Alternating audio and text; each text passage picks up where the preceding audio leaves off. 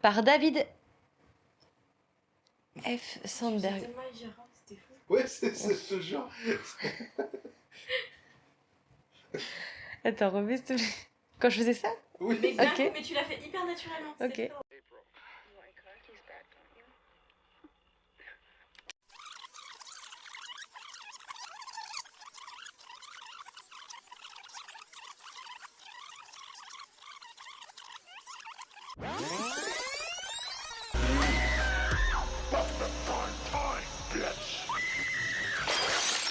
Hello and welcome to Primetime Beach. Bonjour mes petites goules. Bye bye le dark web, aujourd'hui on part sur une toute nouvelle thématique, les jumpscares ingénieux, proposés par Ronald Hayes. C'est une thématique qui n'est pas particulièrement simple pour moi, car je ne suis pas très sensible aux jumpscares dans les films d'horreur. Mais j'ai tout de même décidé de vous parler de 4 œuvres qui illustrent totalement ce qui est un jumpscare ingénieux pour moi. Pour commencer, je vais vous parler d'un court-métrage, Lights Out, réalisé en 2013 par David F. Sandberg. Lights Out est un court-métrage suédois qui a par la suite été adapté en un long-métrage. Personnellement, je le trouve assez moyen et même passable. Le court m'a quant à lui donné pas mal de frayeur et je le regardais en boucle sur internet lors de sa sortie. Et rien à faire, je sursautais toujours au dénouement final.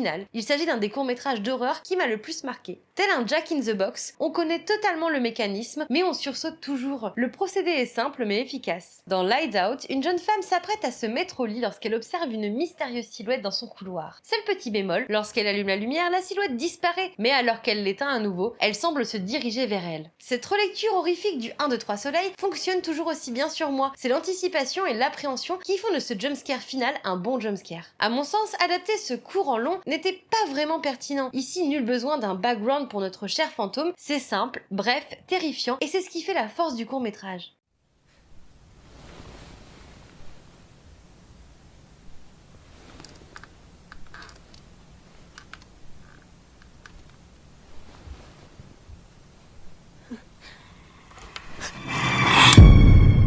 Le second film que j'ai choisi n'est autre qu'un film qui sent bon la VHS. Peu importe si je revisionne ce film en HD, il sera toujours pour moi l'un de mes souvenirs les plus marquants de VHS. J'étais avec un ami d'enfance et nos parents nous avaient laissé livrer à nous-mêmes avec un accès sans surveillance à une bibliothèque de VHS. J'avais donc décidé parmi le choix qui s'offrait à moi de sortir L'Exorciste 3 réalisé par William Peter Blatty et adapté d'après son roman Légion sorti en 83. L'Exorciste 3 suit le lieutenant Kinderman 20 ans après les événements du premier film, alors qu'il se retrouve face au père Karras enfermé dans un hôpital psychiatrique et clamant à qui veut l'entendre qu'il est le Gémeaux, un serial killer mort il y a des années et dont les crimes reprennent avec une cruauté sans faille. Qui êtes-vous?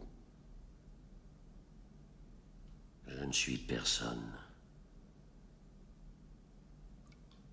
Je suis Légion. Le lieutenant et sa foi seront alors mis à rude épreuve alors qu'il tentera de sauver son ami le père Karras, mais aussi stopper cette série de meurtres. Tout d'abord un peu déçu par le manque d'épouvante dans le film, et pour cause, L'Exorciste 3 se prend pour un mélange entre Le Silence des Agneaux et Seven, mais n'arrive jamais vraiment au niveau de ces deux œuvres. J'ai finalement été agréablement surprise par un jumpscare ingénieux. Pour celles et ceux qui ont déjà vu L'Exorciste 3, vous savez très bien de quel jumpscare je parle. Tout comme pour Lights Out, ce qui fonctionne dans ce jumpscare, c'est avant tout l'appréhension. Ici, la scène menant jusqu'au jumpscare final dure plus de 4 minutes. Mais là où celui de L'Exorciste 3 est particulièrement efficace, c'est qu'il ne cesse de désamorcer un possible jumpscare tout en laissant planer une menace.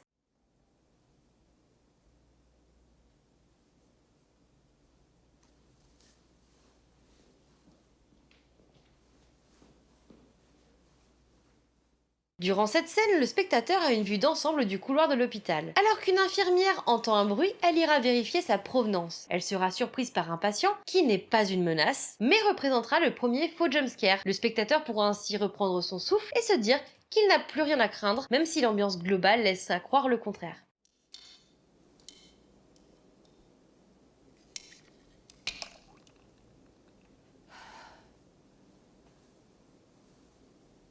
Bordel de merde, vous pouvez pas me laisser dormir en paix? S'ensuit une scène où elle partira dans une autre chambre, mais encore une fois, aucune menace n'est à déclarer. Et alors que le spectateur est enfin serein, qu'il pense que tout est safe, c'est finalement à cet instant que le jumpscare entre en scène pour nous prendre définitivement par surprise.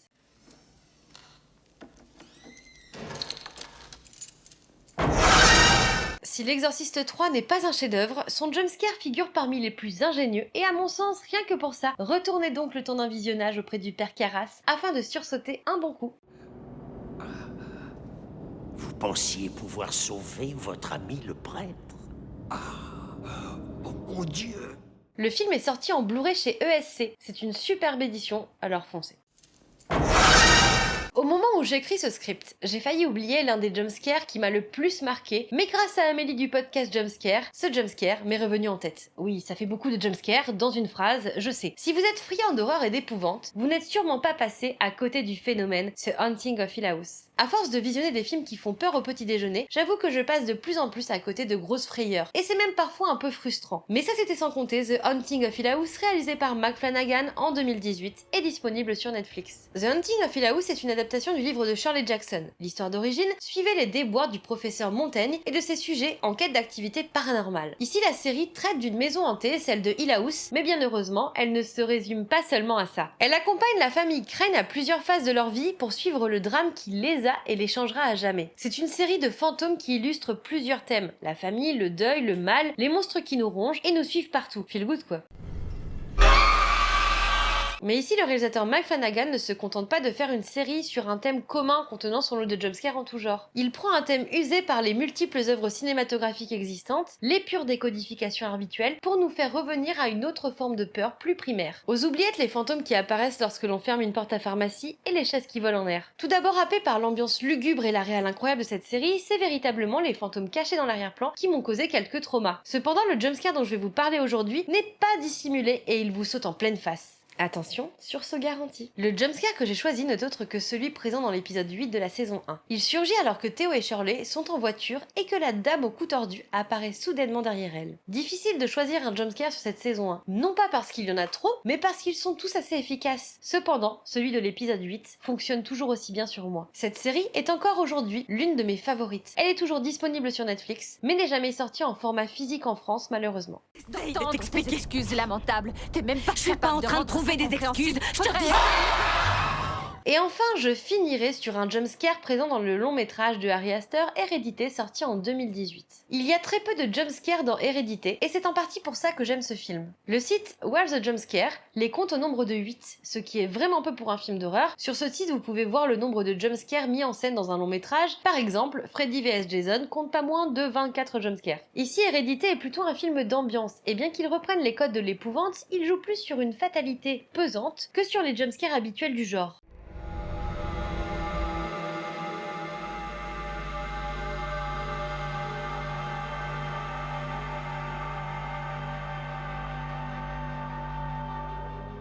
Le long métrage de Ari Aster se vend comme une œuvre singulière qui vous fera frissonner en un seul claquement de langue et vous causera quelques aigreurs d'estomac. Hérédité, c'est avant tout l'histoire d'une famille. A priori, il s'agira d'un trouble autour de la famille et des liens du sang, comme l'indique le titre. À partir de cet instant, une ombre se trame autour de cette famille, composée des parents, Annie et Steven, et de leurs deux enfants, Charlie et Peter. Le film s'amorce alors comme un long métrage qui traite du deuil et nous plonge dans l'intimité angoissante et névrosée des Grahams. Passant des rapports entre Hélène et ses petits-enfants jusqu'à ceux avec sa fille, même après sa mort, Hélène reste-t-elle une marque indélébile, ébranlant alors l'équilibre fragile de cette famille qui se noiera dans la colère, la psychose et la paranoïa. Les Graham semblent voués à une longue descente aux enfers sans aucune prise sur leur destin. Oh Seigneur!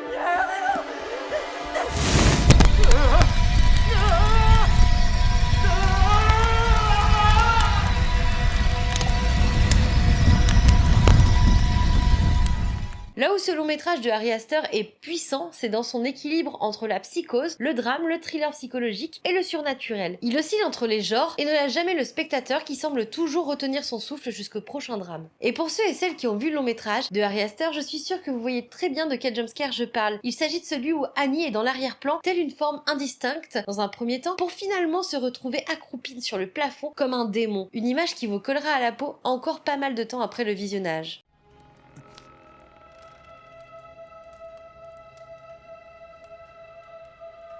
Enfin, si vous n'avez pas encore découvert cette pépite, je vous la conseille vivement, foncez. Il s'agit d'une des meilleures œuvres d'épouvante contemporaine. Le film est disponible en Blu-ray chez Metropolitan Video et sur Amazon Prime Video. Il est à présent temps de passer à la carte blanche du jour. Aujourd'hui, c'est au tour de Romain et Dario du podcast d'horreur Jumpscare. On se demande pourquoi ils ont choisi cette thématique, de nous proposer leur carte blanche. Et bonjour à tous, c'est Romain du podcast Jumpscare avec Dario qui est derrière la caméra et que vous allez voir juste après. On est dans ce splendide décor, c'est entièrement faux, c'est mon bureau. Voilà, on fait comme on peut, mais merci Mylène en tout cas de l'invitation, c'est un plaisir d'être parmi vous cette année.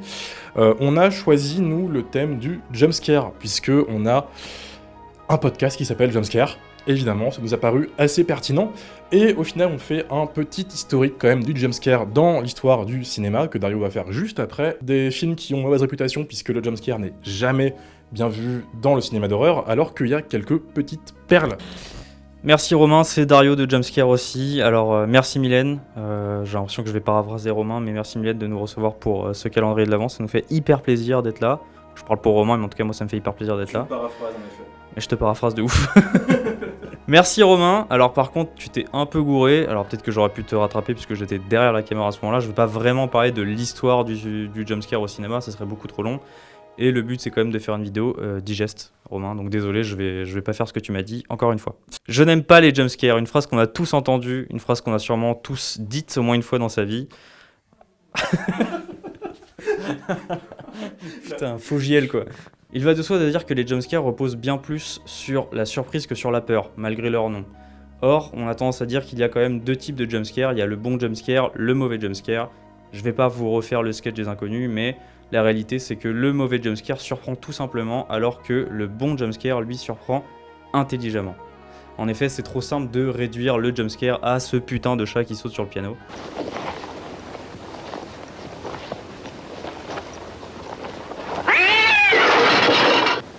Brando! Oh, mais c'est pas vrai! Alors qu'en réalité c'est bien plus complexe que ça, et il y a des jumpscares qui utilisent de vraies techniques de cinéma, le vrai langage du cinéma par exemple, le setup payoff, ou préparation paiement dans la langue de Michel Drucker. It said Dalton.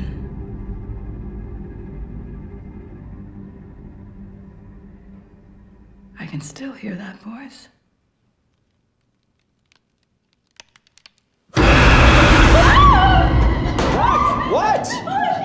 Ici, on parle d'un démon, donc préparation. Ensuite, le démon apparaît, paiement, plus la surprise, puisque là on pensait être tranquille avec Tata en train de discuter, et finalement, paf, démon, surprise. Attention, ce que je dis ne veut pas dire qu'un jumpscare ne fonctionne que s'il a été préparé en amont.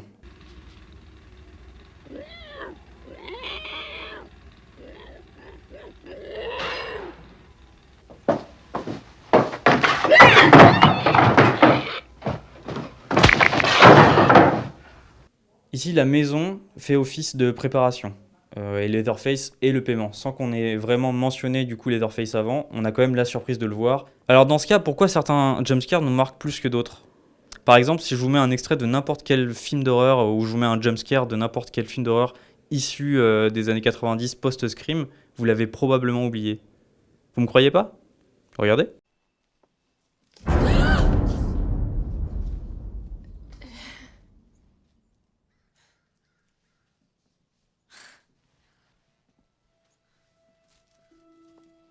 Bon, clairement, on s'en fout, c'est chiant, c'est horripilant, mais on pourrait me rétorquer que c'est pour mettre le spectateur en haleine, pour lui dire « Attention mec, ça peut arriver n'importe quand, tu peux sursauter quand tu veux ».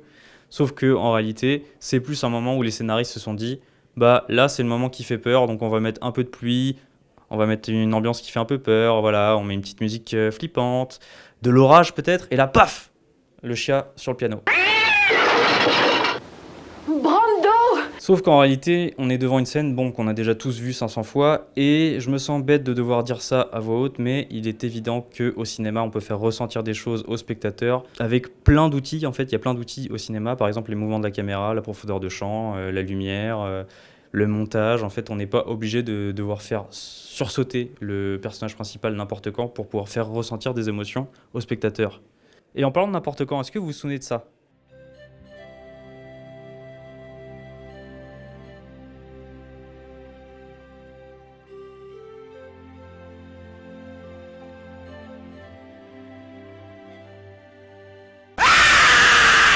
Bon, pour ceux qui n'ont pas la ref, il s'agit d'une vieille pub de voiture qui était sortie au début des années 2000, au début d'Internet, et où tous les tontons du monde se sont dit « Putain, c'est quand même hyper marrant, je vais montrer ça à mon neveu de 8 ans. » Et non, j'ai pas oublié, non.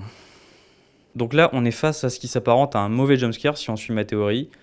Or, ça a été hyper marquant. Du coup, qu'en est-il ? Eh bien, je pense que la réponse est aussi simple qu'elle paraît évidente, c'est plus le côté viral en fait qui a fait que ça a été marquant plutôt que la technique. C'est pas parce que c'est juste un espèce de zombie flou devant un fond vert, quoi. C'est parce qu'on a tous été prankés plus jeunes, et une fois qu'on en a été prankés, on s'est dit bah quand même je vais essayer de pranker quelqu'un d'autre, de donner la malédiction à quelqu'un d'autre, un petit peu comme dans It Follows d'ailleurs. Don't open the door. See? Everything's okay. La scène du couloir de It Follows est hyper marquante. Ceci étant dit, je préfère utiliser cette scène pour vous parler d'un procédé dont on n'a pas encore parlé, le procédé des fake-out, ou en français le « Oh putain, j'ai cru qu'il allait avoir une menace, j'ai eu trop peur d'avoir peur », et « Oh putain, il y a vraiment une menace ». C'est un procédé qu'on retrouve dans plein de films, et pour des raisons évidentes, parce que pendant des années, on a été abreuvé de jumpscares hyper prévisibles. Du coup, pour contrecarrer un petit peu le côté prévisible des jumpscares, on a mis des fake-out. Et ça a été à un point tel que ce procédé a même été moqué dans Scream 5. Et non, je me refuse à appeler ce film autre chose que Scream 5. Ou de la merde. Ou de la merde.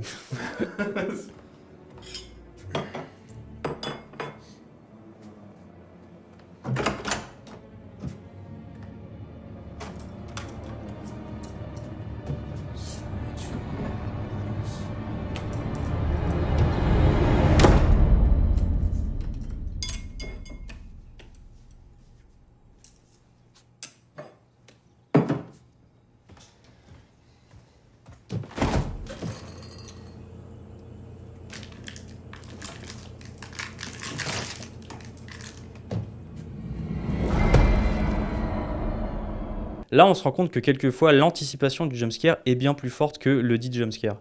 Par exemple, ici, quand Wes ouvre la porte du frigo et cache la moitié de l'écran, et que la musique monte, la musique s'intensifie, on se dit « Ok, ça va être maintenant », et finalement, rien. Le film le fait tellement de fois que finalement, quand le vrai jumpscare arrive, on est un peu vidé de nos émotions et on n'a pas peur. En fait, on sursaute pas parce que le film essaie de nous faire sursauter plein de fois juste avant. Et si le film fait ça, c'est plus pour critiquer le fake-out que vraiment faire une scène qui fonctionne. Mais en réalité, c'est un procédé qui peut être très efficace pour renforcer la peur chez les spectateurs, puisque une fois que la phase d'anticipation est passée, donc le moment où on a eu peur d'avoir peur, le spectateur baisse sa garde, et en fait, quand on pensait que la menace allait venir de la gauche, elle vient de la droite. Et du coup, paf, surprise, peur. C'est un procédé qu'on retrouve notamment dans Poltergeist, encore Toby Hooper, extrait.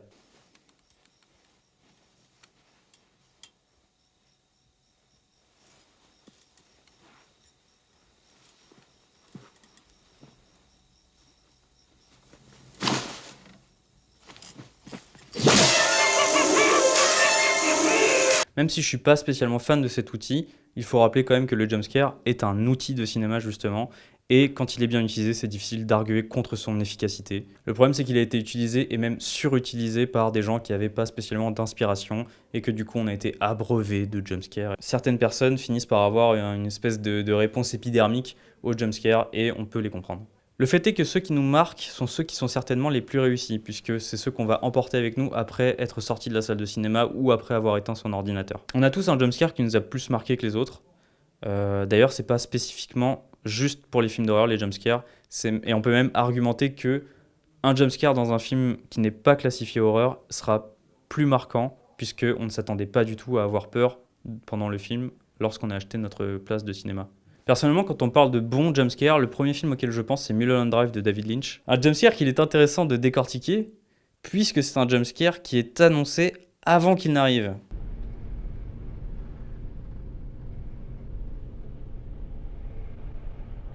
I hope that I never see that face ever outside of a dream.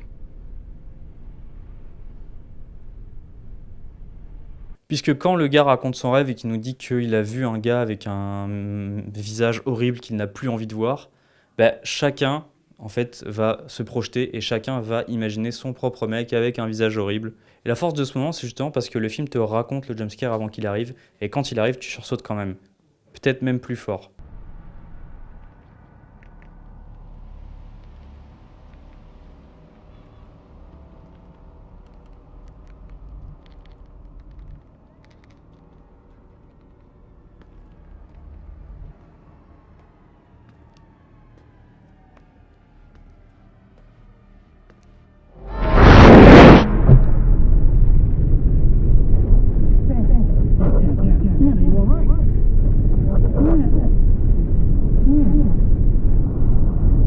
Parce que quand le gars raconte son rêve et qu'il te dit « Moi, j'ai vu un gars avec un visage si horrible que j'espère ne jamais avoir à le revoir », bah, chaque spectateur va s'imaginer un gars avec un visage horrible, alors qu'en réalité, dans le film, c'est juste Bonnie Aarons, aka la nonne, déguisée et grimée, un petit peu sale, quoi. C'est tout. Mais le maquillage n'est même pas si horrible que ça, mais le travail sur le son et sur l'atmosphère est tel que quand ça arrive, en fait, c'est quand même hyper marquant. La séquence se termine avec Bonnie Aarons qui repasse derrière le mur, tel un souvenir, comme une ombre. On revoit les deux gars, on revoit le pan de mur, et c'est tout. Fin de séquence. Et ce plan de pan de mur est bien plus impressionnant que le jumpscare selon moi, puisque, comme le personnage avant nous, nous espérons ne plus jamais revoir son visage.